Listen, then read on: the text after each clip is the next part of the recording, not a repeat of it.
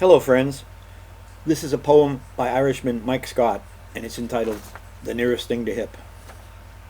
There used to be a cafe a few blocks away, open 7 days, called The Brilliant Mistake, where a crow-haired girl with scarlet lips and slender hips served up coffee and cake.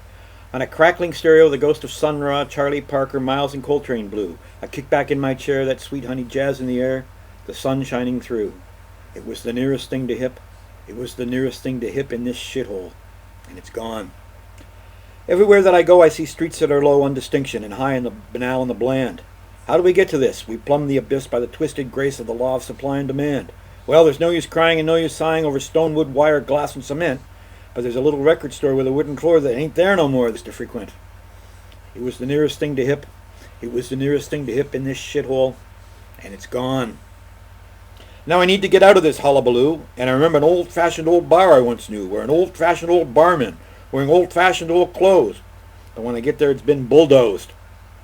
So I follow my nose down Comatose Lane through the stripped-back, ripped-up waste of Woebegone Square till I find myself on Deadbeat Street.